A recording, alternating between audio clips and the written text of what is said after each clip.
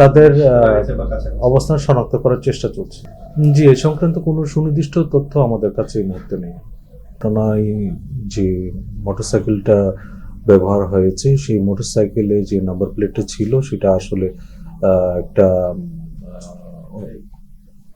ভুয়া motor number plate ছাড়া বেশ কিছু গুরুত্বপূর্ণ আলামত উদ্ধার করা হয়েছে। আমরা গ্রেফতারকৃতদের কাছ থেকে প্রাপ্ত তথ্যগুলো যাচাই বাছাই করছি এবং যে ঘটনায় ব্যবহৃত যে আলামত সমূহ সেগুলো বিচার বিশ্লেষণ করছি এবং ঘটনার সাথে প্রত্যক্ষ জড়িত যারা তাদেরকেও গ্রেফতার করে আইনের আওতায় নিয়ে আসার জন্য কাজ করছি।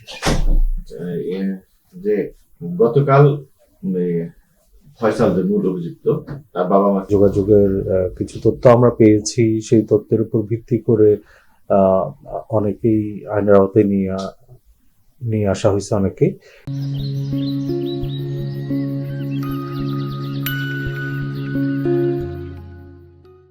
তো তার বাবা মার কাছেও বেশ কিছু গুরুত্বপূর্ণ তথ্য আছে, সেগুলো আমরা যাচাই বাছাই করছি এবং তাদেরকে আমরা আজকে বিজ্ঞ আদালতে প্রেরণ করবো।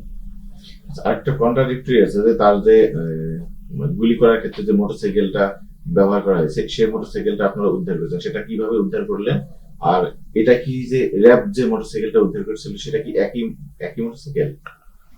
এখানে আমরা প্রাথমিকভাবে যেটা জানতে পেরেছি সেটা হচ্ছে ঘটনায় যে মোটরসাইকেলটা ব্যবহার হয়েছে সেই মোটরসাইকেলে যে নাম্বার প্লেটটা ছিল সেটা আসলে একটা ভুয়া নাম্বার প্লেট। আমরা বিভিন্ন তথ্যপত্র বিশ্লেষণ করে এবং ঘটনাস্থলে সিসিটিভি ফুটেজ পর্যালোচনা করে এই ঘটনায় ব্যবহৃত যে মোটরসাইকেলটা সেটা শনাক্ত করেছি এবং সেটা ইতিমধ্যে উদ্ধার হয়েছে। এবং একটা বিষয়ে আমরা জানতে পেরেছি যে এই মোটরসাইকেলটা বেশ কয়েকজনের হাত বদল হয়ে সর্বশেষ শুভ নামে একজনের নামে রেজিস্টার্ড ছিল। তো তার হাত থেকে মোটরসাইকেলটা কিভাবে যারা অপরাধী তাদের হাতে এলো সেটাও আমরা বিশ্লেষণ করে দেখছি। আচ্ছা, এর আগে যে মোটরসাইকেল মালিক হিসেবে আব্দুল হান্নানকে গ্রেফতার করা হয়েছে, হান্নানের এখানে এই মামলায় সংশ্লিষ্টতা কতটুকু বা তার মোটরসাইকেলটা ব্যবহার হয়েছে কিনা?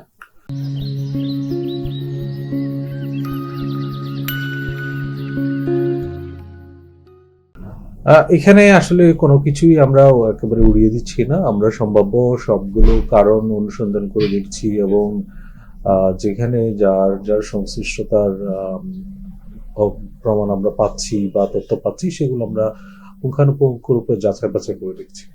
জি, আমাদের মূল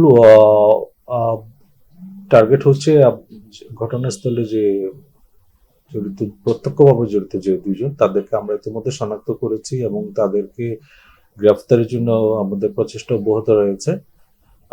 এই ব্যাপারে আমাদের আন্তরিক তৎপরতা চলছে। তাদের অবস্থান শনাক্ত করার চেষ্টা চলছে। শোনা গেছে যে ইতিমধ্যে এসব দেশে বাইরে চলে গেছে, জি, এ সংক্রান্ত কোনো সুনির্দিষ্ট তথ্য আমাদের কাছে এই মুহূর্তে নেই। যে তার বাবা মাকে যে গ্রেফতার করা হলো, আসলে তাদেরকে কেন গ্রেফতার করা হলো বা তাদের কি কোনো সংশ্লিষ্টতা রয়েছে বা লাইন কি বলে? যেহেতু এখানে যে মূল দুজন অভিযুক্ত শনাক্ত হয়েছে এবং যে ফয়সাল নামে যে ব্যক্তির কথা আসছে তার বাবা মার সাথে তার একটা যোগাযোগ ছিল নিয়মিত এবং ফয়সালের ওয়ারঅ্যাবাউটস আমরা খুঁজে বেড়ানোর চেষ্টা করছি।